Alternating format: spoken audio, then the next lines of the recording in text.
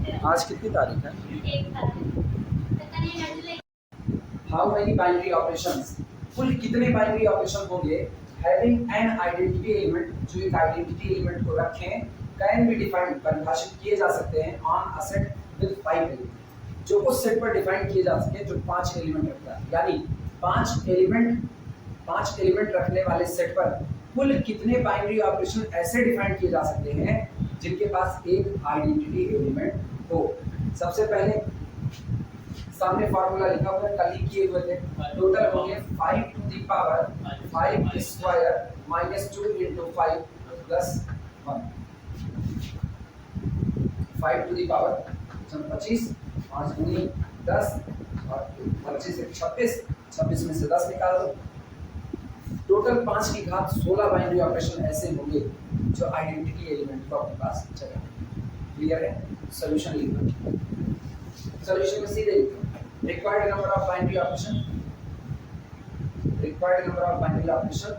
is equal to, और मान के चल रहे हैं कल फार्मूला हो गया था सीधे से और कोई थ्योरी नहीं। required number of such binary operation is equal to, पहले फार्मूला लिख देना n to the power n square minus 2n plus 1 और फिर सामने n की वैल्यू 5 पुट करके ये जवाब लिख देना। नोट कर, फिर आगे चलते हैं। Number of commutative binary operation having an identity element, फिर उसी में कैटेगरी बन रही। अब ये पूछा जाएगा कि अगर आपको कोई सेट दिया गया, फाइनाइट सेट है, उस फाइनाइट सेट के ऊपर अगर उसकी कार्डिनलिटी n है, एलिमेंट की संख्या n, तो टोटल बाइनरी ऑपरेशन होगा n to the power n square. हम ये भी देख चुके हैं कि ये सारे बाइनरी ऑपरेशन आइडेंटिटी नहीं रखेंगे। इन सारे बाइनरी ऑपरेशन में जो अपने पास आइडेंटिटी रखेंगे उनकी संख्या होगी n to the power n square minus 2n plus 1, और n to the power n square से इतना निकाल दो तो अब वो बचे जो अपने पास आइडेंटिटी नहीं रखेंगे। अब ये पूछा जा रहा है कि आपके सेट के ऊपर जितने बाइनरी ऑपरेशन आ रहे हैं n to the power n square, उनकी भीड़ में से आप उनकी संख्या बताइए। Number of commutative binary operation having an identity element, जो कम्यूटेटिव बाइनरी ऑपरेशन हो और अपने पास किसको जगह दें, आइडेंटिटी को जगह दें। ठीक, मतलब कम्यूटेटिव होने के साथ आइडेंटिटी एलिमेंट भी रखें, उनकी संख्या हमको बताएं। सेम कंस्ट्रक्शन, चलो शुरुआत करें। सबसे पहले सेट कैपिटल S मान लो, यानी एक बाइनरी सिस्टम को जनरेट करना। लिखना let S star B a binary system,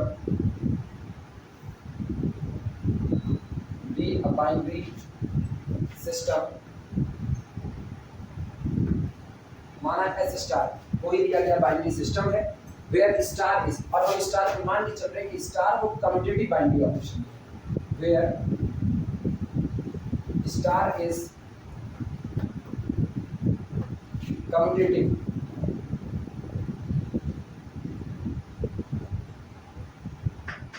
where star is commutative, और कैपिटल S के अंदर टोटल एलिमेंट की संख्या n मान रहे हैं जिसमें से किसी एक को आइडेंटिटी डिक्लेयर कर दिया जाएगा। तो कमा करके लिखना capital S is equal to a1 a2 so on an।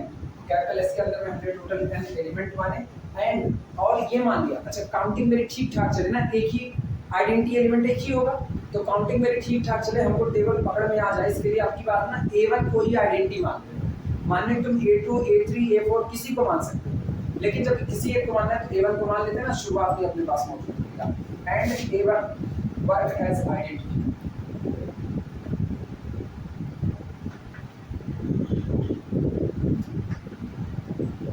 And a1 work as identity. और ये भी मान लेते हैं कि माना a1 as an identity element work करता है।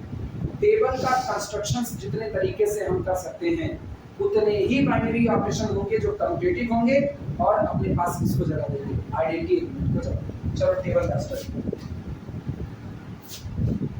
टेबल देखो,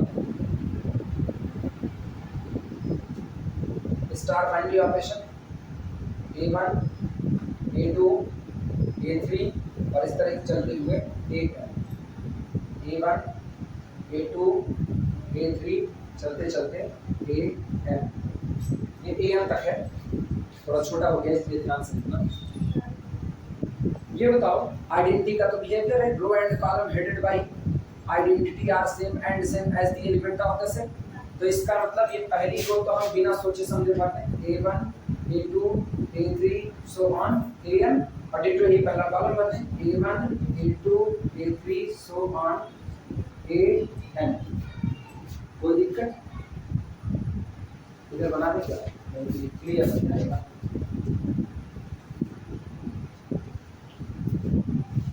a1 a2 a3 चलते चलते an a1 a2 a3 इस तरीके से चलते हुए an और a1 को आइडेंटिटी माने हैं तो a1 a2 a3 so on an ये रहेंगे a2 a3 so on an। अब ये बताओ बाइनरी ऑपरेशन कम्यूटेटिव कर रहे हैं। अगर बाइनरी ऑपरेशन कम्यूटेटिव है तो तय बात है डायगोनल के अबाउट ये पूरी की पूरी टेबल सिमेट्रिक होगी। तो जब डायगोनल के अबाउट सिमेट्रिक होगी तो ये मेरा डायगोनल है, ठीक, ये कौन होगा, थोड़ा सा तिरछा बनने पड़ेगा।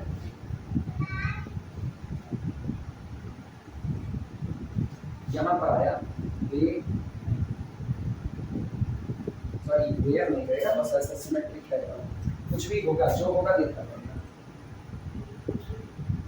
ये बताना अगर इसको डायगोनल के अबाउट सिमेट्रिक रखना है तो यहाँ पर हम कोई भी एंट्री अपने मन से भर सकते हैं कि नहीं भर सकते, तय बात है। यहाँ हम कोई भी एंट्री अपने मन से भर सकते हैं लेकिन ये वाली एंट्री हम अपने मन से नहीं भर सकते क्योंकि जो यहाँ भरा जाएगा डिट्टो वही चीज यहाँ होगी, मजबूरी है।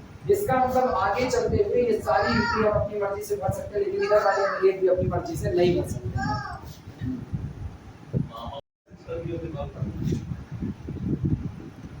कंफर्मेशन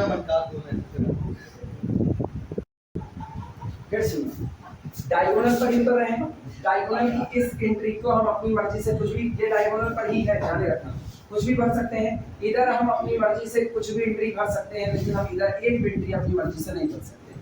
रीजन है इसलिए नहीं भर सकते क्योंकि इसको सिमेट्रिक होना है अबाउट द डायगोनल। तो डायगोनल के अबाउट जो सेकंड रो चल रही है डिट्टो वही सेकंड कॉलम चलता जाएगा और जो थर्ड रो चल रही है डिट्टो वही थर्ड कॉलम चलता जाएगा।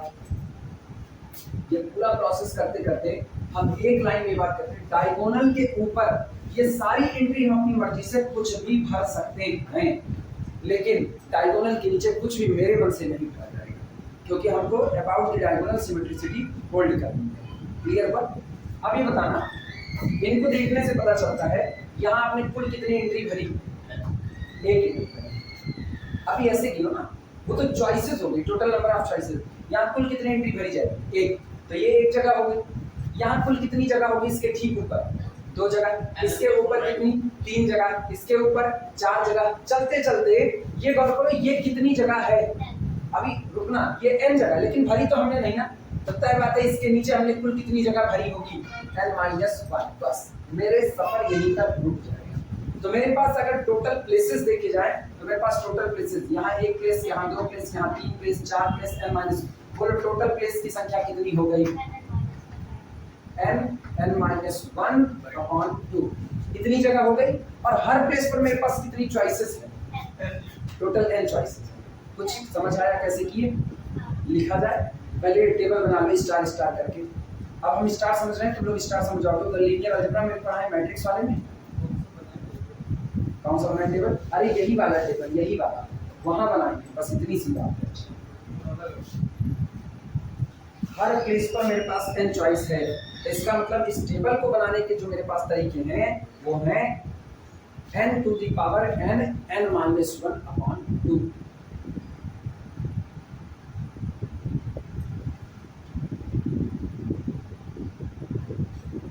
ना आप ये अपनी मर्जी से कर सकते हो ना ये अपनी मर्जी से, ये सब रुक गए हैं, इनमें से कोई भी अपनी मर्जी से नहीं कर जाएगा।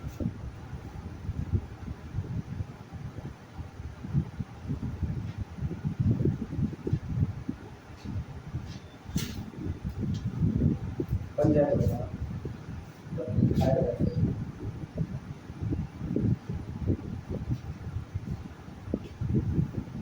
जितने वैकेंट प्लेस हैं उतने वैकेंट प्लेस पर आपको सामान रखना है और सामान रखने के आपके पास कोई कितनी चॉइसेस है यही मायने रखता है।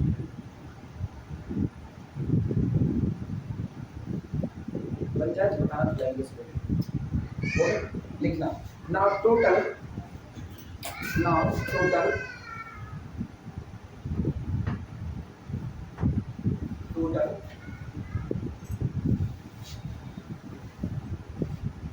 1 plus 2 plus 3 plus so on plus L minus 1 that is equal to n into L minus 1 upon 2 vacant places into बोल दे रहे लिख देना now total n minus 1 upon 2 vacant places available total n minus 1 upon 2 vacant places available and each place have n choices now total n minus 1 upon 2 vacant places खाली जगह इतनी मौजूद है available and each place have n choices इसलिए total हमारे पास n choices और total n choices है तो इसका मतलब टेबल को बनाने के तरीके निकाल लो हर बार जब आप टेबल बना रहे हो हर बार जब टेबल बनाओगे तुमने पहले तरीके से टेबल बनाई पहले तरीके से जो टेबल बनी उसने a1 को एज एन आइडेंटिटी एलिमेंट रखा और बनाने का तरीका ये था कि ऑटोमेटिकली कम्यूटेटिव लॉ को फॉलो करते हैं यानी डायगोनल के अबाउट सिमेट्रिक है फिर एक तरीके से और तुमने बनाया फिर उसको फॉलो किया फिर अगले तरीके से बनाया फिर फॉलो किया फिर अगले तरीके से फिर फॉलो किया हर बार क्या वो आइडेंटिटी एलिमेंट अपने पास रख रहा था कि नहीं वाला बात है समझने के लिए हमने a1 को आइडेंटिटी रख दिया लेकिन क्या कोई जरूरी है a1 ही आइडेंटिटी हो अरे हो सकता है कोई भी ai आइडेंटिटी बन गया होता तो जो ai आइडेंटिटी बनेगा हम अपने काम को आसान करने के लिए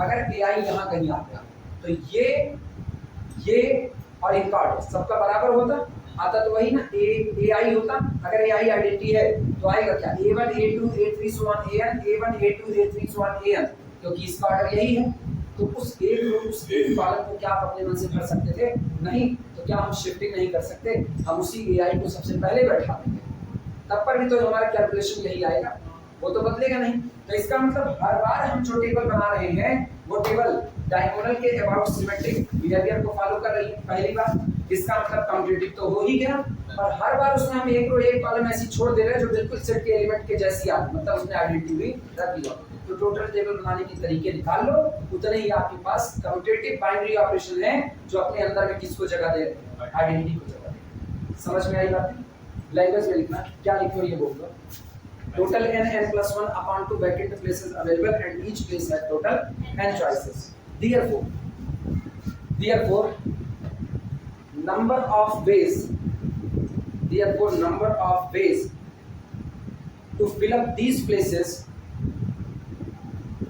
number of ways to fill up these places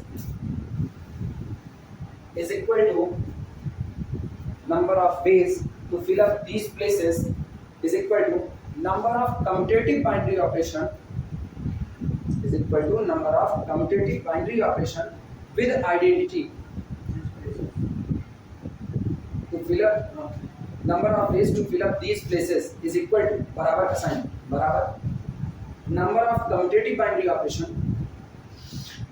commutative binary operation with identity is equal to बराबर n into n पहले प्लेस पर n चॉइस दूसरे पर n चॉइस तीसरे पर n चॉइस चलते चलते लास्ट का प्लेस भी इतना n चॉइस कुल कितनी बार n into n minus 1 upon 2 times इसका मतलब आंसर क्या आया answer n to the power n minus 1 upon इतने बाइनरी ऑपरेशन जो कम्यूटेटिव है और आइडेंटिटी को अपने पास जगह है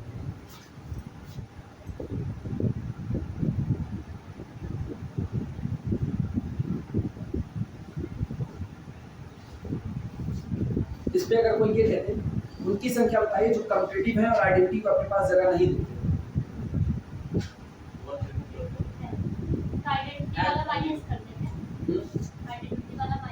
कम्यूटेटिव है और आइडेंटिटी को अपने पास जगह नहीं कम्यूटेटिव है तो पहले निकालो टोटल कम्यूटेटिव बाइनरी ऑपरेशन कुल कितने कम्यूटेटिव होते हैं और उनमें से उनको निकाल दो जो कम्यूटेटिव है और आइडेंटिटी को जगह देते हैं टोटल कम्यूटेटिव कितने होते हैं ऑपरेशन में आइडेंटिटी आ रही है तो कर देना टोटल कम्यूटेटिव बाइनरी ऑपरेशन कितने होते हैं टोटल कम्यूटेटिव कितने होते हैं अरे इसी को पढ़ाई करो ना कम्यूटेटिव में n to the power n plus 1 by 2 अरे ये वो और दूसरे ऐड तक होगा उसके बाद समझ लेना है वहां से चले हम तो पूछ रहे हैं आपका कौन था? हम तो मतलब पूछ रहे हैं, सामने लिखा गया इसीलिए तो पूछ रहे हैं। जवाब सब लोग दो, सब लोग का यही होता है। वो सामने लिखा, तुम लोग उसी पे कार्य ध्यान दीजिए ना।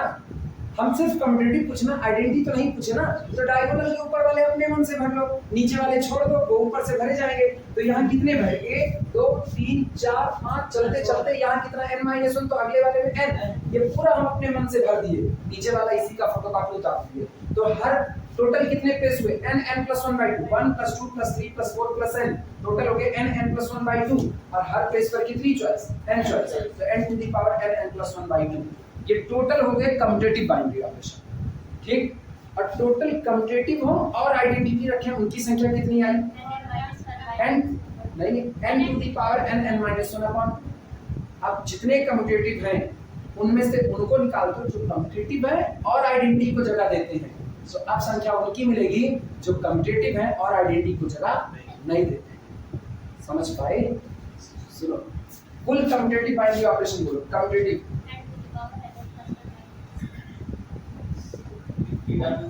ये टोटल है जो सब के सब क्या है? कम्यूटेटिव। ये सारे कम्यूटेटिव है। इसमें वो भी शामिल है जो आइडेंटिटी को अपने पास जगह देते हैं, इसमें वो भी शामिल है जो आइडेंटिटी को अपने पास जगह नहीं देते हैं, लेकिन सब कम्यूटेटिव बिहेवियर फॉलो करते हैं। मुझको वो चाहिए जो कम्यूटेटिव है और आइडेंटिटी एलिमेंट नहीं रखते हैं। तो हम इनमें से उनकी भीड़ को अलग कर देंगे जो कम्यूटेटिव और आइडेंटिटी दोनों बिहेवियर को फॉलो करते हैं। तो इसका मतलब इस टोटल में से निकाल दो इसको n to the power n(n-1)। ये रिमार्क में लिखना चाहो लिख सकते हो, याद रखना चाहो तो याद रखो, बात तुम्हारे ऊपर है। रिमार्क में लिखना चाहो तो रिमार्क में लिखना number of those binary operations, number of those binary operations which are commutative, number of those binary operations which are commutative but does not have identity element, but does not have identity element is equal to जितने commutative है उनकी संख्या n to the power n(n+1) upon कितना 2, और total commutative में से उनको निकाल दो जो कम्यूटेटिव है आइडेंटिटी रखते हैं n to the power n(n-1)। अब ये जो आया ना, ये उनकी संख्या है जो कम्यूटेटिव तो हैं लेकिन आइडेंटिटी एलिमेंट को अपने अंदर में जगह नहीं देते।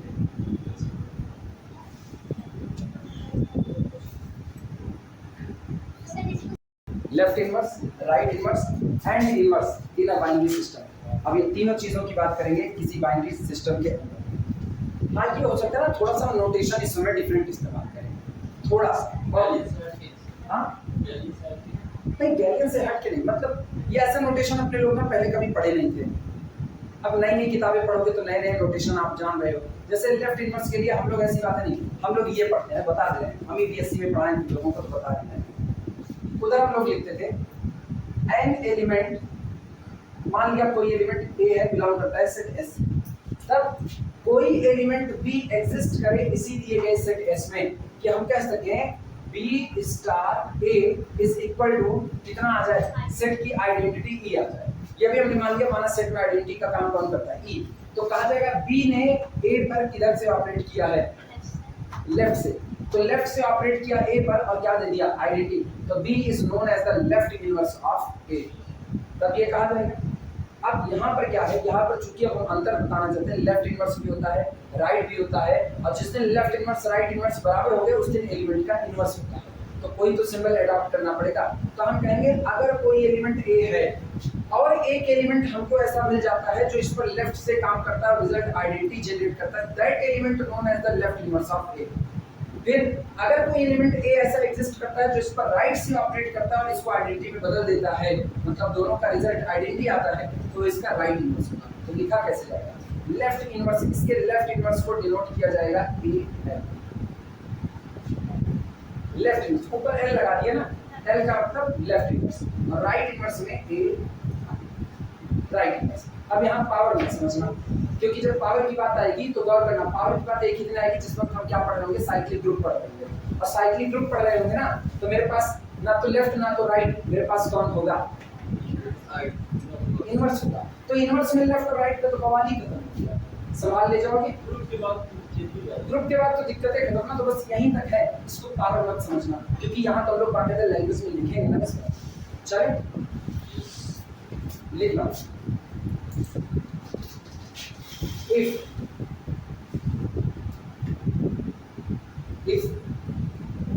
S star be a monoid, अब ये गौर करना, सारी बातें ना समेटते चल रहे हैं। प्रॉपर्टी क्या प्रॉपर्टी समेटे? तीन। मोनाइड कहते हैं तीन प्रॉपर्टी समेट दी। तब हम मोनाइड की बात, एक्चुअली हम ग्रुप स्ट्रक्चर तक पहुंचने की बात कर रहे हैं। आप तभी तक पहुंच सकते हो जब ये सारी बातें पूरी हो। Let S star B a monoid in which, अच्छा मोनाइड है तो कंफर्म है, आइडेंटिटी रखिएगा। तो in which small e is the identity,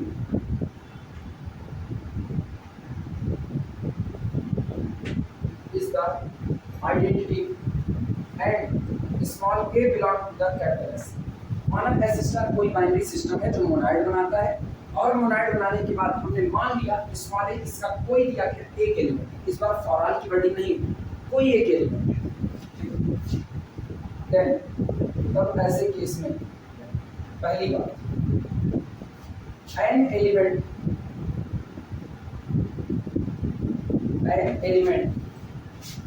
A L, simple अपने अपने ऊपर था, अपनी समझ के ऊपर ना, तो इसको ऐसे भी कह सकते हो ए एल, तो पावर वाली कंफ्यूजन से बच जाओगे, लेकिन तब भी पढ़ना तुमको यही पड़ेगा। This is the left inverse of A, clear? A L belong to the capital S, कोई दिया गया एलिमेंट ए एल जो कि उसी सेट कैपिटल एस में मौजूद हो, इस कार्ड कहा जाता है, इस card a left inverse, is called left inverse of small a, और इस एलिमेंट स्मॉल a का लेफ्ट इनवर्स कहा जाएगा इफ, यानी ये element A L left side से ऑपरेट करे किस पर, ए पर, और रिजल्ट जनरेट करे क्या, आइडेंटिटी, तब इसको लेफ्ट इनवर्स करें। कोई दिक्कत नहीं।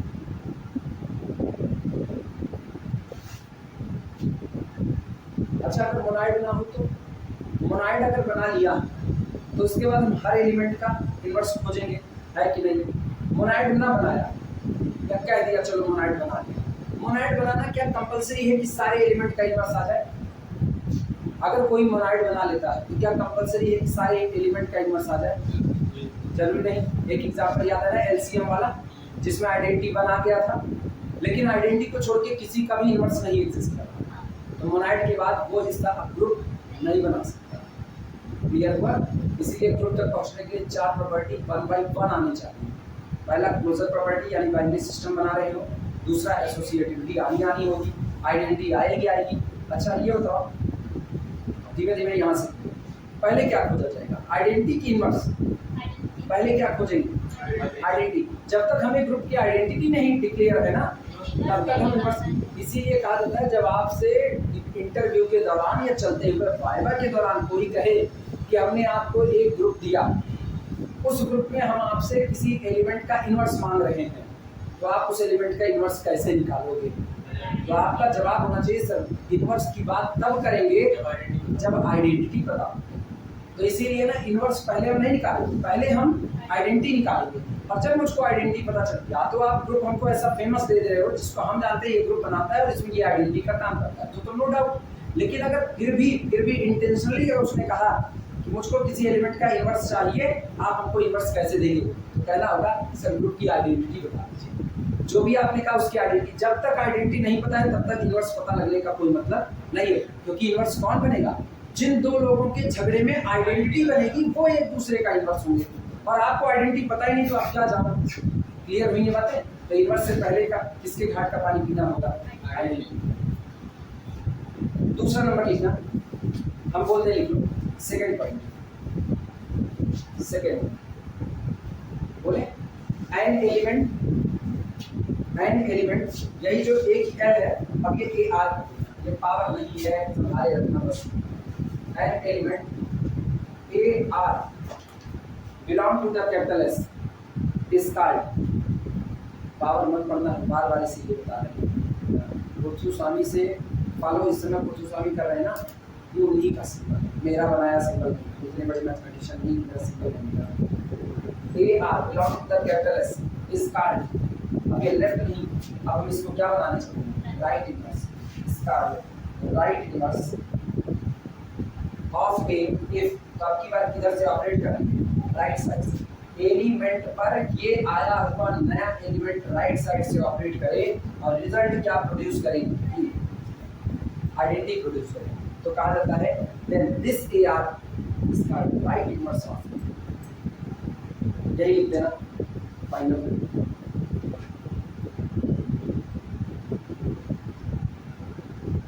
तो इनवर्स को किससे दिखाएंगे, traditional A dash, A dash, A inverse नहीं, ए डैश। अब आई बस वो तो लिखने का तरीका है बात में कि ए इनवर्स ऊपर इनवर्स लिखा दिया जाता है। थर्ड पॉइंट लिखना, बोले थर्ड पॉइंट बोला जाए, थर्ड पॉइंट में an element A dash, an element A dash is called, A dash belong to S का वो जरूरी, A dash belong to the S, an element A dash belong to the capital S is called an inverse, is called an inverse, an element a dash is called an inverse of small a, is called an inverse of small a if a dash is, if a dash is both, if a dash is both left inverse as well as right inverse, if a dash is both left inverse as well as right inverse of small a, यानी अगर ये नया बना हुआ element जो आपको नया element set के अंदर में मिला है, ये आपके दिए गए एलिमेंट के लिए left as well as right inverse दोनों का काम है, मतलब ये चाहे ए पर लेफ्ट से ऑपरेट करे चाहे राइट से, लेकिन प्रोड्यूस किसको करे, आइडेंटिटी, तब यही उस दिए गए एलिमेंट का क्या कहलाएगा, इनवर्स, दैट इज, अर्थात चलो पहले लेफ्ट से लाते हैं, A dash operated on A produce identity, और तब पर भी आइडेंटिटी प्रोड्यूस करे जब ए पर ये ऑपरेट करे किधर से, राइट से, इधर लेफ्ट से किया इधर राइट से।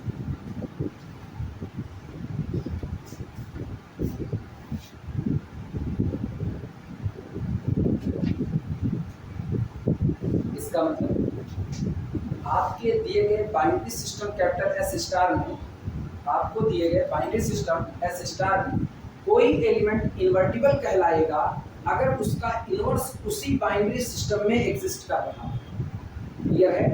अगर इनवर्स बाइनरी सिस्टम के बाहर है तो बाइनरी सिस्टम के अंदर में वो इन्वर्टिबल नहीं, इन्वर्टिबल होने के लिए जरूरी है कि उसका इनवर्स एग्जिस्ट करे और एग्जिस्ट करने के साथ साथ दिए गए बाइनरी सिस्टम के अंदर ही उसका इनवर्स एग्जिस्ट करे, क्लियर है बातें। लाइन चेंज करके ब्लैक पेन से लिखना, बोलिए small A is called, small A ऐसे, स्मॉल ए इज कॉल्ड, ये कहा जाता है small A is called invertible, small a is called invertible if there exists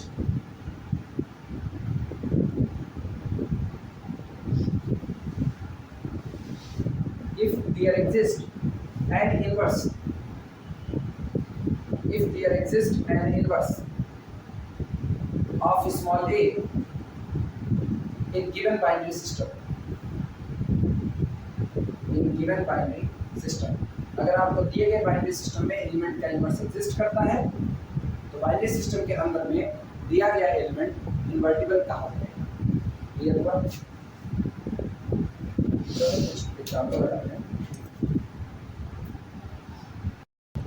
monoid real number का सेट आर प्लस, मोनाइड तो होगा ही होगा, हर बात है, एडिशन के लिए क्लोज है, रियल नंबर सारे एडिशन के लिए एसोसिएटिव होते हैं, आइडेंटिटी के नाम पर जीरो है ही है, क्या सारे रियल नंबर का इनवर्स इसमें मौजूद है? तो आगे एरो के आगे लिखना एवरी रियल नंबर या every element has inverse, dash करके ये लिखना every element has inverse, every element has inverse. Arrow के आगे लिख देना every element purified form every element has, नहीं एकदम प्योरीफाइड नहीं करो, तो काट काट के एकदम मतलब कि कुछ लिमिटेशंस बना के फॉर्म किया गया है। हाँ मतलब ये कह सकते हो कि इतनी शर्तों को पूरा करने के बाद कोई निखर करके ग्रुप बनता है, इतनी शर्तें पूरी करने के बाद मतलब अंतर खत्म करता है कि मेरा कोई भी लेफ्ट इनवर्स राइट इनवर्स बनना चाहता है तो ये दोनों एक हो जाते हैं, अंतर खत्म कर देता है। कोई भी लेफ्ट आइडेंटिटी दिख रही है राइट आइडेंटिटी होगी, मतलब आइडेंटिटी भी एक ही रखेगा। अपना इनवर्स भी सोचो क्या रहा है, मतलब मेरे दुश्मन एक से ज्यादा नहीं होंगे, पूरे ग्रुप में मेरा एक ही दुश्मन होगा, या तो हम खुद ग्रुप में, हाँ ग्रुप में एक सबसे बड़ी कैटेगरी होती है, एक एलिमेंट ऐसा जरूर होगा ग्रुप के अंदर में जो अपना खुद का दुश्मन तैयार करे।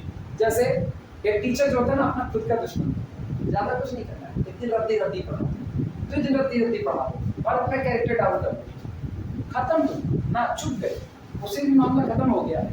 इसीलिए कहा जाता है ना कॉलेज बॉडी जो होती है, अगर आप कॉलेज बॉडी को एक ग्रुप के तौर पर स्टडी करो तो एक कॉलेज बॉडी एक ग्रुप होती है, क्योंकि हर एलिमेंट कॉलेज का है।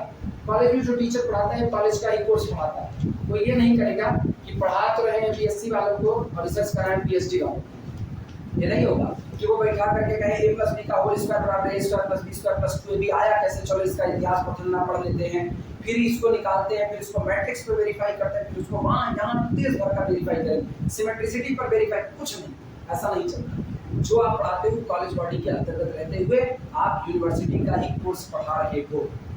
पहला क्लोजर प्रॉपर्टी बोल रहे हैं, दो टीचर अगर कोऑपरेट कर रहे हैं और अपना फिजिक्स वाला केमिस्ट्री वाला मैथ वाला एक दूसरे के साथ कोऑपरेट करते हैं, अगर मैथ वाला अपना कोर्स ना खत्म करे, फिजिक्स वाले केमिस्ट्री वाले खत्म करके बैठे रहें, कॉलेज ये तमगा नहीं लगा सकता है कि मेरे यहाँ 100% कोर्स खत्म होगा। क्यों? क्लोजर प्रॉपर्टी फेल कर रही, एक आदमी आप यहाँ गड़बड़वा चुका है पूरा मामला। तो पहला आपको क्लोजर प्रॉपर्टी तो फुलफिल करनी पड़ेगी। एसोसिएटिविटी बड़ी जरूर साथ चल रहा था, हर कोई साथ चले, ये नहीं हो सकता है मैथ वाले देख के प्रिंसिपल एकदम जर्ब बन जा रहे हैं, कह रहे इनको उठा भगा देने का मन करता है कभी, और तो फिजिक्स केमिस्ट्री साथ चले तो साथ चले। ऐसा नहीं है कि मतलब जैसा पाए वैसा चल रही है, जो चीजें मैथमेटिकली हैं यही रियल लाइफ में देखी जा रही है। इसके बाद आता है आइडेंटिटी, उस बॉडी का एग्जिस्ट करना जो किसी के साथ ऑपरेट करे लेकिन उसकी वैल्यू पर फर्क ना करे। प्रिंसिपल आते हैं अब वो अलग बात है, भाई रियल लाइफ में हर चीज नहीं मिल सकती है। प्रिंसिपल आए, प्रिंसिपल किसी से हाथ बोल करके बतिया लिए, प्रिंसिपल आए मैथ डिपार्टमेंट में या आगे केमिस्ट्री डिपार्टमेंट में एचओडी की कुर्सी पर बैठ करके बतिया ले, एचओडी कहे इस गद्दी प्रिंसिपल बैठ चुका था, अब मैं बैठूंगा तो मैं ही प्रिंसिपल हूं, ये नहीं कर सकता। उसकी वैल्यू में आज भी कोई फर्क नहीं है, प्रिंसिपल वहां बैठ करके गया है, वो कुर्सी आज भी केमिस्ट्री एचओडी की ही रहेगी, उस पर कोई भी बैठ जाएगा, उसकी वैल्यू में कोई फर्क पड़ने वाला नहीं। आइडेंटिटी कितना ऑपरेट कर दे कोई फर्क नहीं पड़ेगा, एलिमेंट एज इट इज रहेगा।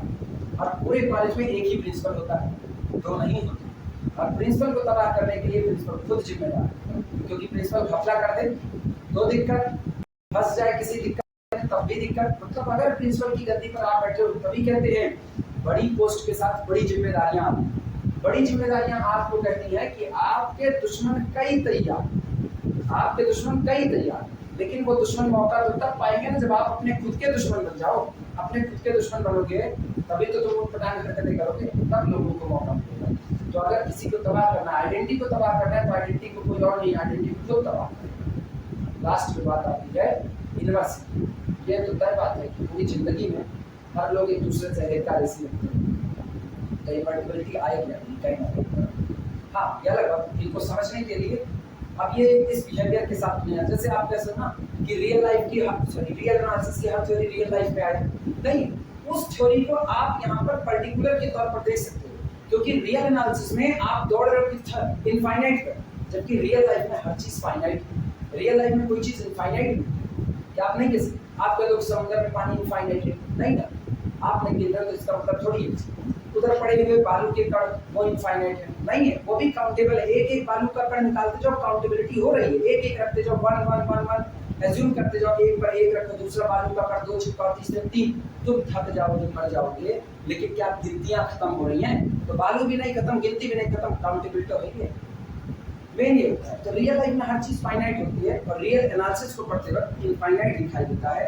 तो यहाँ आपको थोड़ा सा समझ करके चलना है। तो बाकी तो मैथ की थ्योरी है, रियल लाइफ में है, तभी ऐसे बनी हुई है, सोचा गया है। दूसरा मोनाइड।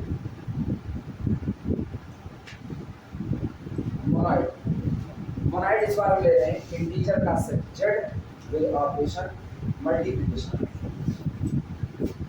क्या ये मोनाइड है? पहले ये बताओ, क्या ये मोनाइड है? मोनाइड हो तो इंटीजर मल्टीप्लाई करोगे इंटीजर, या ऐसा दिक्कत नहीं। इंटीजर मल्टीप्लिकेशन के लिए एसोसिएटिव होते हैं और इसमें वन बिलोंग करता है, जिसको कहीं भी मल्टीप्लाई करोगे तो उस जहां मल्टीप्लाई की उसकी वैल्यू पर कोई फर्क नहीं है। मोनाइड है। लेकिन मजे की बात है, इस मोनाइड में नहीं, इस मोनाइड में सिर्फ दो एलिमेंट होंगे जिनका इनवर्स होगा, सिर्फ दो एलिमेंट होंगे बस, बस वन और माइनस वन। इसके अलावा कोई किसी का इनवर्स एग्जिस्ट नहीं करेगा। कितना? Only one and minus one, only one and minus one है इनवर्स। सोचो सिर्फ दो लोग रखे ना, ये ग्रुप नहीं बनेगा, ये कभी ग्रुप नहीं बनेगा, क्योंकि सिर्फ दो लोग ही इसके अंदर इनवर्स रखे। और ग्रुप के लिए हर एक का इनवर्स होना चाहिए। झुंड बनेगा तो झुंड में सबका इनवर्स होना चाहिए, वन एंड माइनस वन। अच्छा और अच्छी बात, ये दोनों एलिमेंट इटसेल्फ ओन इनवर्स है। वन तो आइडेंटिटी होने की वजह से इटसेल्फ ओन इनवर्स है, लेकिन आइडेंटिटी जो नहीं होते ना वो भी अपने खुद के दुश्मन बन जाते हैं। Minus one itself own inverse, minus one में माइनस वन का मल्टीप्लाई करोगे तो कितना आएगा? बस आइडेंटिटी आया नहीं आया। लेकिन अब यहाँ पर एक बात समझिए, कल को जब ऑर्डर पढ़ेंगे तो अपने को पता चलेगा सिर्फ और सिर्फ आइडेंटिटी ही होगा जो इटसेल्फ ओन इनवर्स होने के बावजूद भी अपना ऑर्डर कितना रखेगा। इसके अलावा अगर किसी ने कहा कि हम इटसेल्फ ओन इनवर्स हैं तो तुम्हारा ऑर्डर हमेशा कितना लिखा जाएगा? दो, वन तो नहीं लिखा जाएगा। यानी किसी ने कहा किसी दिए गए ग्रुप में, किसी दिए गए ग्रुप में ऐसे हाइपोथेटिकली टोटल 4 एलिमेंट हैं जो इटसेल्फ ओन इनवर्स है। किसी दिए गए ग्रुप में टोटल 4 एलिमेंट है जो इटसेल्फ ओन इनवर्स है, तो तय बात है उसमें एक तुरंत कौन निकल जाएगा? आइडेंटिटी। आइडेंटिटी का ऑर्डर कितना चलेगा? 1। बाकी जितने आपके 3 बच गए उनका ऑर्डर कितना चलेगा? इस बात हाँ क्लेम फोर सब ग्रुप उसमें हो जाएगा कि four E A B C।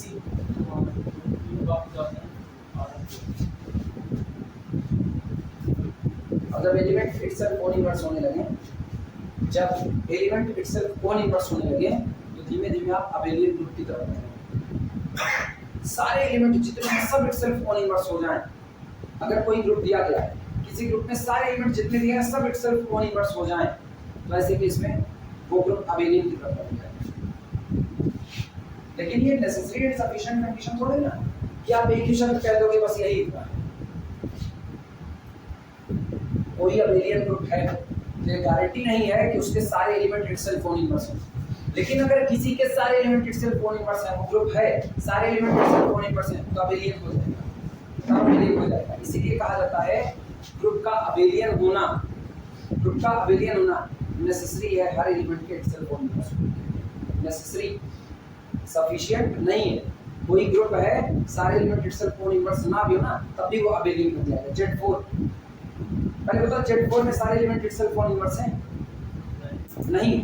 2 का इनवर्स कौन है? 2 इटसेल्फ ओन इनवर्स। लेकिन 3 का इनवर्स कौन है? 1। तो लेकिन है तो अबेलियन ग्रुप। Z4 में कितने एलिमेंट? 4 एलिमेंट, 0 1 2 3। लेकिन 1 का इनवर्स 3 है, 3 का इनवर्स 1 है। तो ये क्लेम फोर सब ग्रुप नहीं है, क्योंकि इसमें सारे एलिमेंट इटसेल्फ ओन इनवर्स नहीं है। अबेलियन तो है, अबेलियन है, लेकिन हर एलिमेंट इटसेल्फ ओन इनवर्स नहीं है। लेकिन अगर किसी दिए गए ग्रुप में हर एलिमेंट इटसेल्फ ओन इनवर्स हो जाए तो वो क्या बन जाएगा? अबेलियन बन जाएगा। इसीलिए किसी ग्रुप का अबेलियन होना नेसेसरी कंडीशन होती है हर एलिमेंट के इटसेल्फ ओन इनवर्स होने की, सफिशिएंट नहीं, पर्याप्त नहीं। लेकिन किसी दिए गए ग्रुप पे हर एलिमेंट का इटसेल्फ ओन इनवर्स होना पर्याप्त है कहने के लिए तो ग्रुप क्या रहा होगा? Abelian.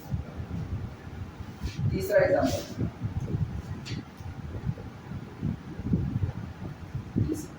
Monoid.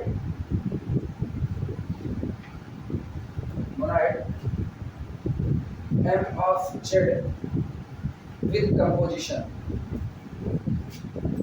m of z का मतलब तो समझ रहे हो ना, m of z का मतलब collection of all mapping defined from z to z itself। देखना चाहो लिख लो, where m of z is equal to collection of all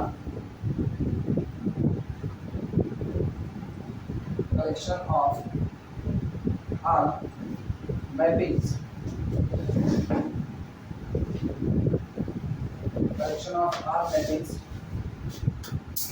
of z into itself।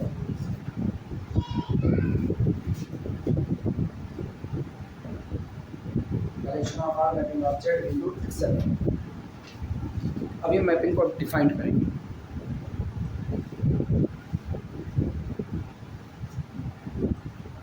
अब हम एक फंक्शन डिफाइन करें, define f, define f from z to z itself। एक function f को define करें z से z itself। और किस तरीके से डिफाइन करें, इसको डिफाइन करें by f of x is equal to 2x by f of x is equal to 2x for all x belong to z। आगे लगा दें, for all x belong to z, for all x belong to the z, ठीक, and for each integer a, and for each integer small। देखना अब जो करेंगे देखिए, हर integer small a के लिए एक और मैपिंग g डिजाइन। अब g किस तरीके से डिजाइन कर रहे हैं कि जब हर एक इंटीजर a के लिए g कैसी मैपिंग है कि g a of x is equal to, जब हर इंटीजर होगा, ये बताओ अब एक ही तो फंक्शन होगा ना, एक फंक्शन g1 होगा, एक g2 होगा, एक g3 होगा, एक g4 होगा, तो आप कोई भी इंटीजर चुनोगे उस नंबर पर एक फंक्शन gm आएगा कि नहीं आएगा। तो अब हम हर इंटीजर a के लिए g डिफाइन कर रहे हैं इस तरीके से, g of x is equal to x by 2 होगा, लिखना ध्यान से, g of x is equal to x by 2 if x is even integer। आगे जोड़ना, if x is even integer।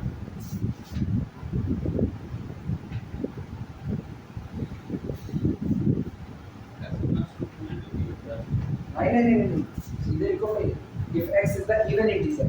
आप पूरा z लिए, जब पूरा z लिए हुए हो तो z में नेगेटिव वाले भी तो इवन में आएंगे, नहीं आएंगे, तो किसमें 2z में, हाँ 2z लिख सकते थे, लेकिन 2z करोगे तो तुम सेट बदल दे रहे हो, z से z चल रहे हैं ना, इसीलिए हम सीधे सीधे नहीं बात कर रहे हैं।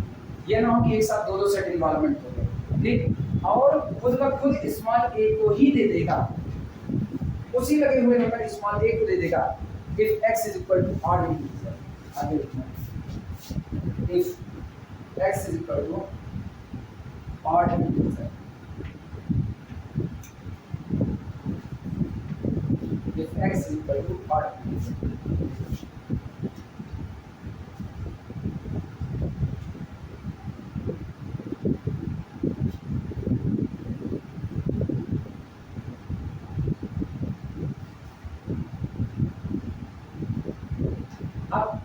सोच करके जवाब दो, क्या जो GA लिखा गया है फंक्शन GA, ये मेरे दिए गए पुराने वाले फंक्शन f का लेफ्ट या राइट दो में से किसी एक इनवर्स का काम करता है।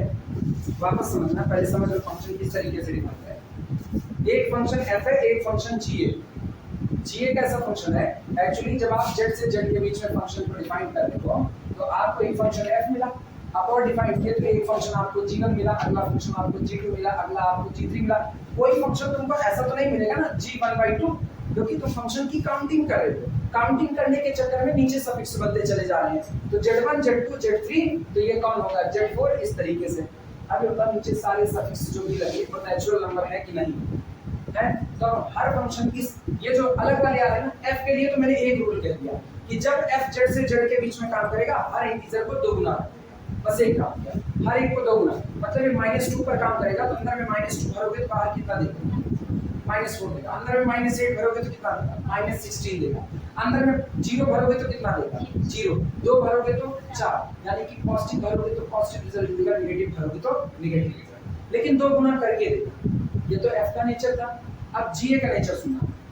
जी कहता है कि हम लोग एक स्पेशल परिवार का हिस्सा बनते हैं, हम लोग अपने को नए तरीके से डिफाइन करेंगे। ये कहते हैं जब जब आप इनमें से कोई उठाओगे, जी आई आप उठाओगे, जी आई ऑफ एक्स, तो हम ना इनको देख के काम करेंगे, जी आई ऑफ एक्स, इनको देख करके काम करेंगे। और या तो ये कहो ना, इनको भी नहीं देखेंगे, हम इसी एक्स को देख करके काम करेंगे। जब आप अंदर में एक्स को कैसा भरोगे, इवन, तो हम उसका आधा आपको देंगे।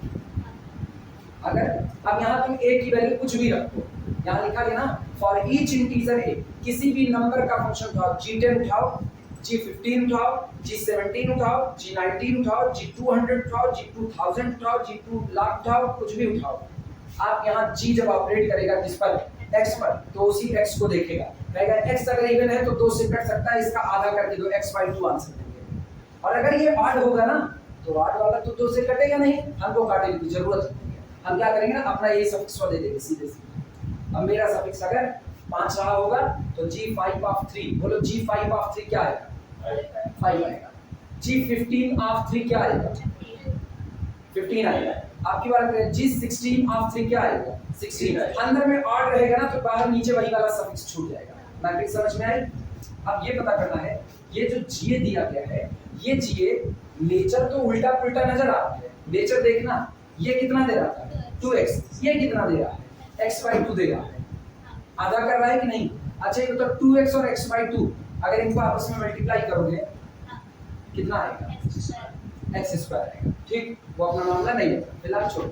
यही पता करो जीए एफ के लिए लेफ्ट इनवर्स बनेगा या राइट इनवर्स बनेगा, कोई रास्ता नहीं है। क्या रास्ता है, जीए को एक बार लेफ्ट से ऑपरेट करा दो, एक बार राइट से। जहां मामला फंसेगा उसको छोड़ देंगे, दूसरा वाला कैलकुलेट करेंगे और लेफ्ट से ऑपरेट करा देंगे। चेक कर लेते हैं, अभी तो हमको भी नहीं पता है।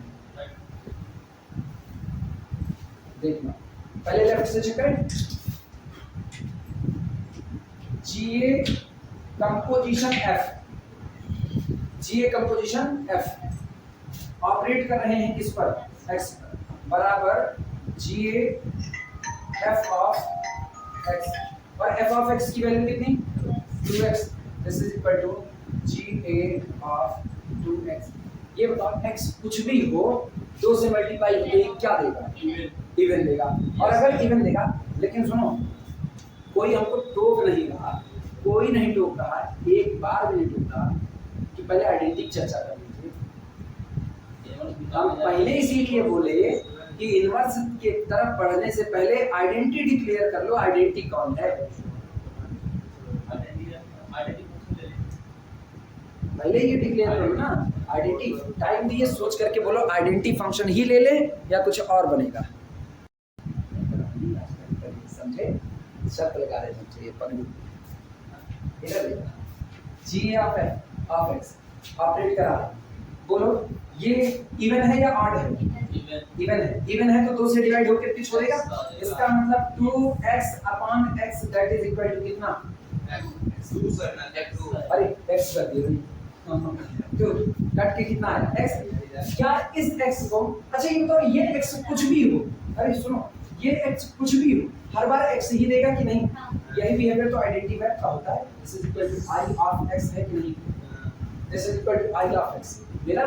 तो सोचो नेचर क्या मिला, GF पर कहां से, लेफ्ट साइड से, तो रिजल्ट क्या दे दिया, लेफ्ट से ऑपरेट किया, it means GA is the left inverse for F। Right वाले में देखना, क्या राइट वाले में बात फंसेगी तो नहीं, बिल्कुल फंसेगी। राइट में देखना, F कंपोजिशन GA, और ये ऑपरेट करने गया किस पर, X पर, दोहरा नेचर दिखा दिया, तुरंत दोहरा नेचर दिखाया। अब x नहीं पता, अब नहीं पता, अब जब x नहीं पता तो इसका मतलब है x को सपोज करो एक बार x क्या हो जाए, इवन। तो अगर इधर देखना x is equal to even, तो बोलो इवन पर ये क्या देगा, x देगा, तो इसका मतलब ये देगा x अपॉन 2, और इस पर कौन कर ऑपरेट करेगा, एफ ऑपरेट करेगा x/2 पर। अच्छा अब ये बताना x अगर इवन था तो x/2 ऑड होगा, x इवन है तो x/2 क्या होगा, दोनों हो सकता है। मतलब अब हम नेचर तय करने वाले नहीं है, अब तो मुझको नहीं पता, लेकिन हाँ ये पता है f इस पर काम करेगा तो इसको 2 गुना बाहर करेगा, तो ये x/2 का 2 गुना क्या होगा, केवल और केवल x।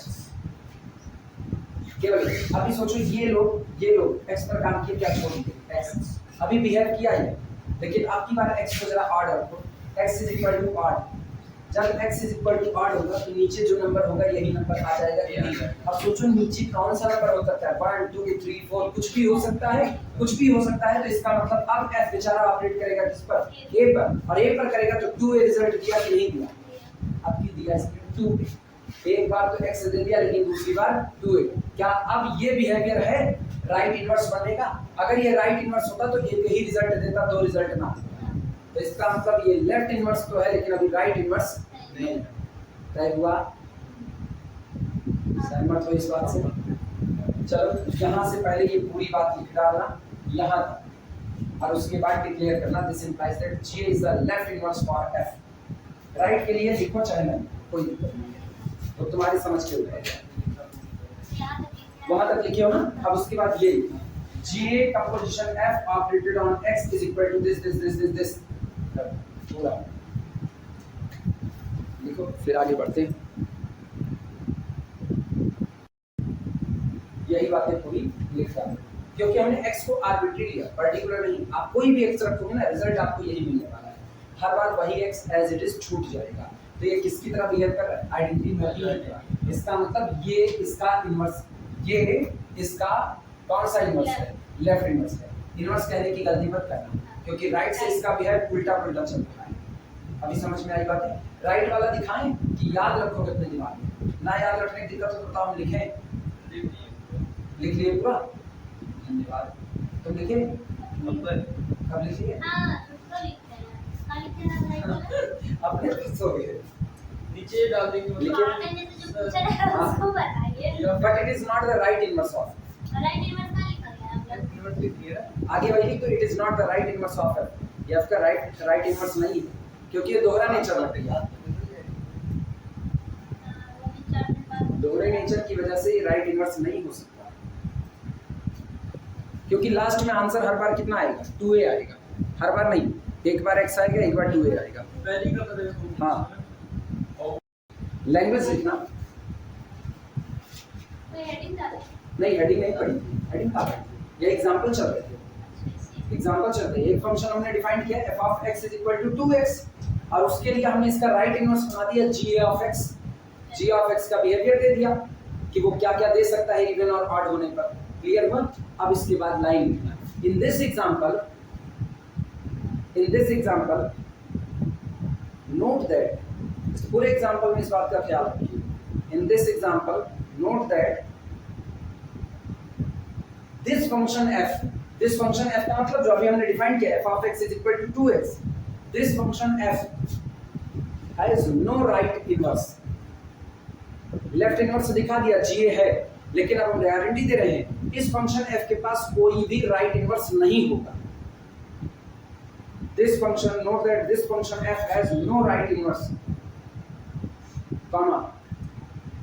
comma for if g is a right inverse, for if g is a right inverse of f, क्योंकि अगर g इसमें राइट इनवर्स का काम कर गया, if g is the right inverse of f, then अच्छा ये बताओ जब कोई चीज राइट इनवर्स बन जाएगी तो इसका मतलब क्या होगा, इसका मतलब होगा f पर g राइट साइड से ऑपरेट करेगा और रिजल्ट में क्या प्रोड्यूस करेगा, आइडेंटिटी। अब गड़बड़ी दिखाते हैं, अब तो हमने g को पर्टिकुलर नहीं लिया ना, हम g को जनरलाइज करें, मान लिया, चलो मान लिया कि कोई भी g फंक्शन ऐसा होगा z टू z में जो इसके लिए राइट इनवर्स का काम करे, राइट इनवर्स का काम करेगा तो f का पोजीशन g बराबर होगा आइडेंटिटी। क्लियर हो गया, देखना। And then in particular right inverse of left क्या लिखा गया? लिखा गया if f has no right inverse for if g is right inverse of f then fog is equal to identity. Then fog is equal to identity. अब लिखना and then in particular and then in particular and then in particular ये बताओ f काम करता है z to z, g काम करता है z to z, तो fog भी काम करेगा कहाँ? z to z। और अगर ये z to z काम कर रहे हैं तो इसका मतलब चलो 1 पर ऑपरेट कराते हैं इन लोगों को, देखते हैं क्या क्या निकल के जाता है। इसका मतलब f का पोजीशन g पर्टिकुलर में जिस दिन ऑपरेट करेगा 1 पर, उस दिन इसका मतलब आइडेंटिटी भी ऑपरेट करेगा किस पर? 1 पर। सही है कि नहीं? और आइडेंटिटी 1 पर ऑपरेट करके तो कुछ बदलने वाला है नहीं, इसका रिजल्ट कितना निकलेगा? 1 निकलेगा। एंड हेंस अभी इधर ध्यान देखना, रुको, हमको जी का नेचर नहीं पता, ना पता रहे छोड़ दो जी का नेचर। एफ का नेचर तो पता है ना, एफ किस पर ऑपरेट कर रहा है ये बताओ।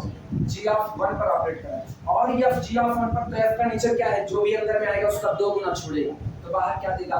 2 into g ऑफ, रुको तो जरा अभी समझो, 2 into g ऑफ 1। अब गौर करना, क्या g ऑफ 1 1/2 हो सकता है? g ऑफ 1 1/2 हो सकता है? नहीं। रीजन सुनो क्यों नहीं हो सकता? Because g be the mapping from z to z। क्यों? क्योंकि g और f दोनों हिस्सा है किसके? m ऑफ z के। m ऑफ z में वही आएगा जो z को किस में भेजेगा? z में। तो एक ही कंडीशन थी मेरे पास, जब ये भी 1 दे देता, एक ही कंडीशन, अगर ये भी 1 दे देता तो मेरा left hand side right hand side दोनों बराबर दे रहे थे कि नहीं?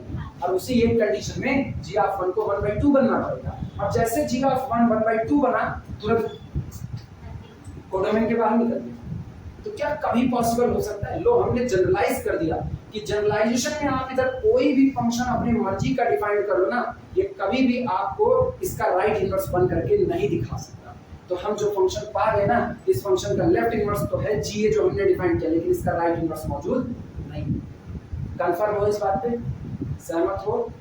ना सहमत हो कुछ और उठाया जाए। ठीक, ये लिखना this is equal to this.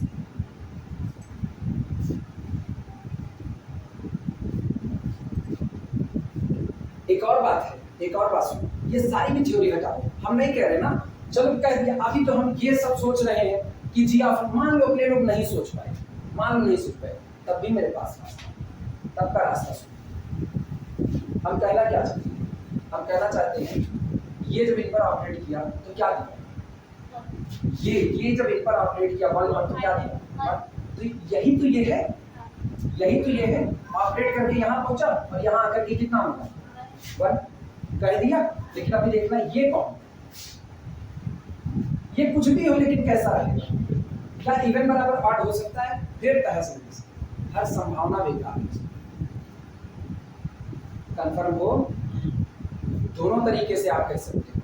पहला तरीका g ऑफ 1 को अगर 1/2 करोगे तभी 1 आएगा। दूसरा तरीका है, चलो मान लिया 1 आता है, फॉग ने ऑपरेट किया 1 पर, कितना आया? 1। तो इसका मतलब इसी फॉग को इसी तरीके से ऑपरेट किया जाएगा, तो हो जाएगा 2 into g ऑफ 1। चलो मान लिया 1 आया, लेकिन 1 तो है ऑड, ये है इवन। इवन और ऑड अपनी पूरी जिंदगी बराबर नहीं हो सकते। देखना विच इज फॉल्स, जो कि गलत है। Which is false, which is false। ठीक, which is false। पानी पी लो तब रिमार्क लगाते हैं। पानी वानी पी करके आओ, 12-1 हो रहे हैं, पता चलेगा तुमको। रिमार्क नोट करो। Remark, an element in a monoid can have several left inverses without having any right inverse and vice versa। Note करो, an element in a monoid, किसी मोनाइड में कोई दिया गया एलिमेंट can have, रख सकता है several left inverses, एक से ज्यादा लेफ्ट इनवर्स रख सकता है without having any right inverse, बिना किसी राइट इनवर्स को रखे हुए, and vice versa। vice versa का मतलब ठीक उल्टा, राइट इनवर्स रख सकता है बहुत सारे बिना किसी लेफ्ट इनवर्स को रखे हुए। बिल्कुल उसी आइडेंटिटी के तरीके का रिमार्क है, नोट करो।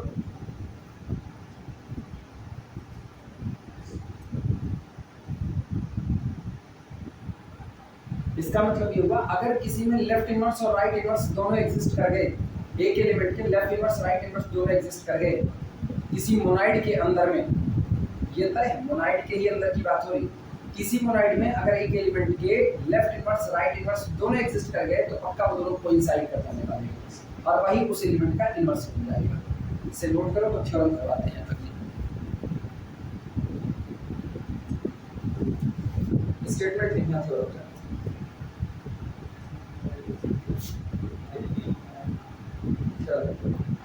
लिखना if S star, if S star be a monoid, if S star be a monoid with identity small b, with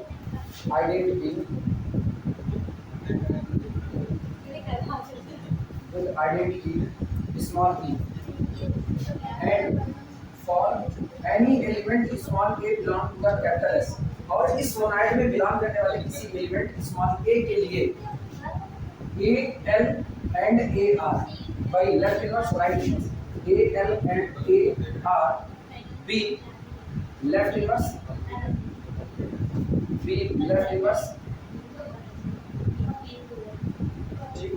and right inverse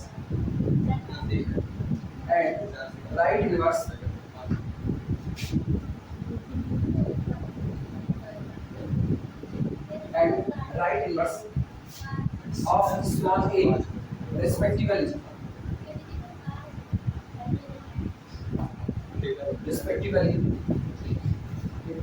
then तब ऐसे केस में left inverse of a is equal to right inverse of a, तब ऐसे case में left और right दोनों inverse आपस में बराबर हो जाएंगे और उस दिन ये एलिमेंट a इन्वर्टिबल हो जाएगा and small a is invertible और एलिमेंट स्मॉल a इन्वर्टिबल हो जाएगा। तय हो चुका है कि किसी दिए गए मोनाइड में अगर किसी एलिमेंट का लेफ्ट इनवर्स एग्जिस्ट कर रहा है और राइट इनवर्स एग्जिस्ट कर रहा है तो पक्का ये दोनों आपस में बराबर होंगे। इसका मतलब किसी सेट के अंदर में अगर कोई एलिमेंट इन्वर्टिबल नहीं है और उसका लेफ्ट इनवर्स एग्जिस्ट कर रहा है तो पक्की बात है उसका राइट इनवर्स एग्जिस्ट नहीं किया होगा, और अगर राइट इनवर्स एग्जिस्ट कर रहा है तो तय बात है उसका लेफ्ट इनवर्स एग्जिस्ट नहीं किया होगा। दोनों एग्जिस्ट करते ही वो इन्वर्टिबल होगा। तो हम नोट करो फिर इसका प्रूफ देखते हैं।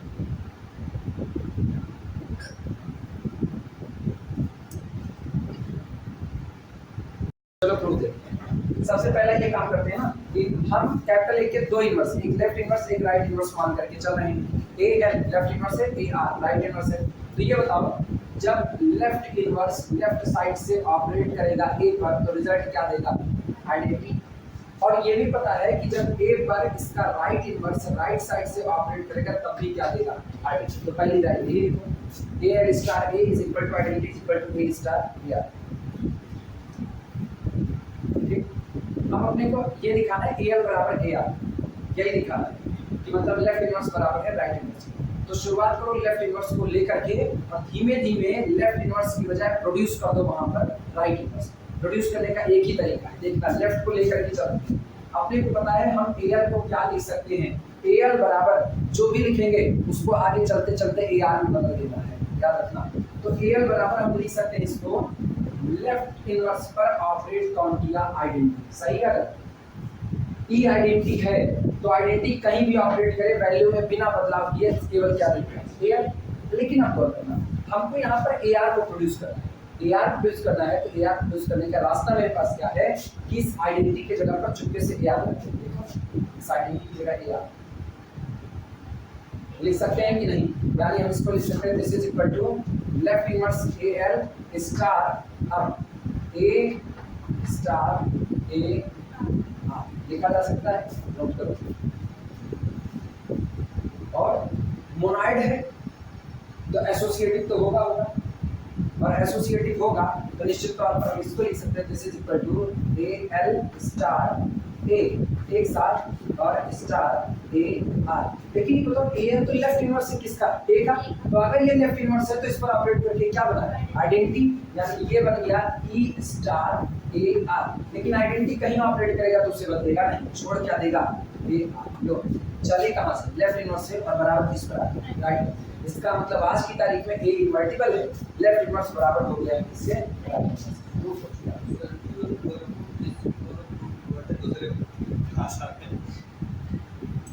नहीं बस ये सिंबल चेंज है, सिंपल चेंज ए बी करके किया गया। हाँ, माना A is the left inverse, B is the right inverse of any element A dash, और उसके बाद फिर बराबर लिखा है ये यार हम इसलिए अडॉप्ट करिए ना कि अपने को याद नहीं करना A है कि B है, सीधे तो लेफ्ट इनवर्स मतलब L लगा तो राइट इनवर्स मतलब R लगा। किसका इनवर्स है, A का, तो नीचे A को बैठा खत्म बात नहीं है।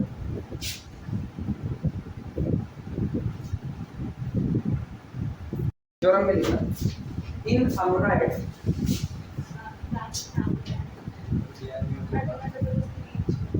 in a monoid m of x with composition, m of x का मतलब समझे ना, collection of all function from x to x itself, वो सारा कलेक्शन m of x है। अब इस मोनोइड की बात करते हैं, यहाँ पर लिखते हैं ना क्लियर, जहाँ पर आगे वही लिखना तुम लोग clear, x is equal to any non-empty subset, any non-empty any non-empty set, जहाँ पर x कोई भी दिया गया non-empty set है, and m of x के बारे में बताओ। m of x is the collection of the function f such that f defined from x to x such that f from x to x, the following holds, the following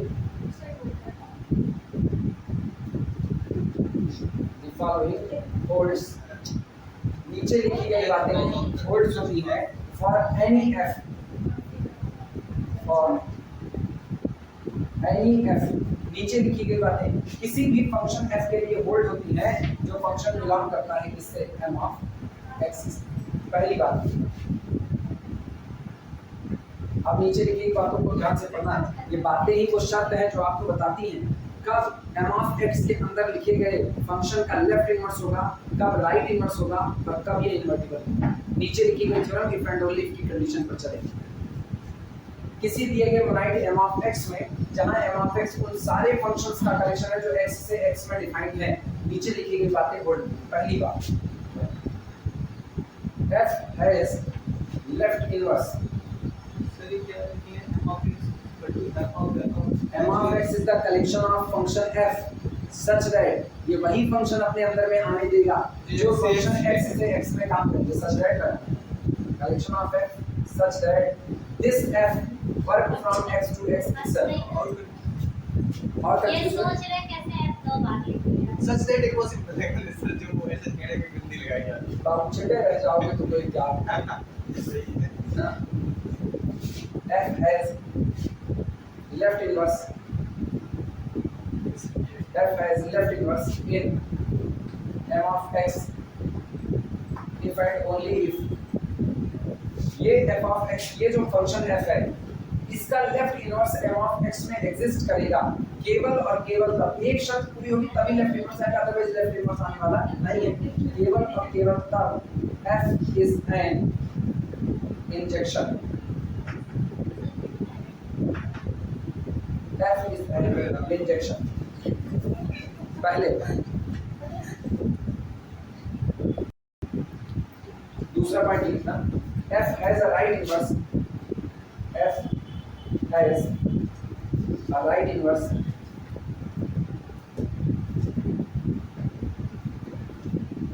f has a right inverse in m of x, in m of x।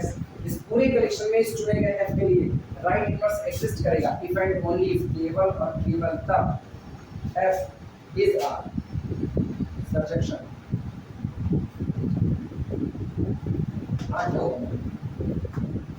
ठीक। और तीसरी बात, f का invertible होना केवल और केवल तब जब f कैसा 1 1 होगा, यानी बाइजेक्शन होगा। तीसरी बात, f is invertible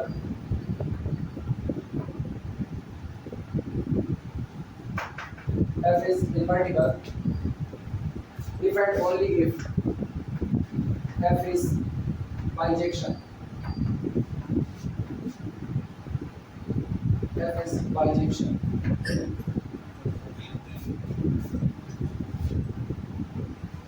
If and only if F is bijection. अच्छा ये भी वेरिफिकेशन दे रहा है, अगर इस स्टेटमेंट को पढ़ो तो ये स्टेटमेंट भी वेरिफिकेशन दे रहा है कि अगर किसी फंक्शन का सेट में लेफ्ट इनवर्स एग्जिस्ट किया और राइट इनवर्स भी एग्जिस्ट किया तो पक्का दोनों बराबर, ठीक, क्योंकि अगर उसने लेफ्ट इनवर्स एग्जिस्ट किया तो वन वन की गारंटी हो गई, लेफ्ट इनवर्स का आना वन वन की गारंटी है, लेकिन वन वन का होना आंटो की गारंटी नहीं है। आप उल्टा इसको पढ़ना, सब्जेक्शन यानी आंटो होने का मतलब है किसका, राइट इनवर्स। इसका मतलब अगर कोई सिर्फ वन वन है, आंटो नहीं है, आंटो ना होते ही आपका राइट इनवर्स नहीं आ सकता। और अगर आपने वन वन आंटो दोनों बिहेवियर पूरा कर दिया तो लेफ्ट इनवर्स बराबर कितना होगा, राइट इनवर्स। यानी कोई ये पूछे कि m ऑफ x में, किसी ने कहा m ऑफ x में एक फंक्शन आपको दे दिया गया f1 और f1 का एक आपको लेफ्ट इनवर्स मिल गया, चलो f1 लेफ्ट इनवर्स हो गया, ठीक, तो क्या f1 का राइट इनवर्स आएगा, जबकि शर्त है ये आंटो नहीं है, आंटो नहीं, तो तय बात है इसका राइट इनवर्स आने वाला नहीं है, क्योंकि आपने आंटो मना कर दिया, कर सारी कंडीशन की फेड ओनली की है, आंटो नहीं होगा तो किसी का भी राइट इनवर्स आने वाला नहीं, इनकार हो गया। और अगर आंटो हो गया तो लेफ्ट इनवर्स और राइट इनवर्स दोनों आपस में कैसे हो जाएंगे, तो अगर किसी के पास होगा तो या तो केवल और केवल लेफ्ट इनवर्स होगा या तो केवल और केवल राइट होगा। अगर आप ये कहो कि मेरे पास लेफ्ट इनवर्स है और राइट भी है तो तय बात है आपके पास क्या मौजूद है, इनवर्स मौजूद है। इसीलिए वो वर्डिंग लिखी गई, किसी दिए गए मोनाइड में कोई दिया गया एलिमेंट लेफ्ट इनवर्स रख सकता है एक से ज्यादा without having any right inverse, यानी अगर उसके पास एक से ज्यादा लेफ्ट इनवर्स आ रहे हैं तो उसके पास कोई राइट इनवर्स नहीं आएगा, अगर उसके पास एक से ज्यादा राइट इनवर्स आ रहे हैं तो उसके पास कोई लेफ्ट इनवर्स नहीं आएगा। और किसी ने धोखे से भी कह दिया लेफ्ट इनवर्स राइट इनवर्स दोनों आ रहे हैं, दोनों डिफरेंट है, तो कभी पॉसिबल नहीं है, दोनों आएंगे तो पक्का दोनों आपस में कैसे मिलेंगे, बराबर। तीन स्टेटमेंट के नोट करो, तीन इंपॉर्टेंट स्टेटमेंट है इस चीज की जानने के लिए।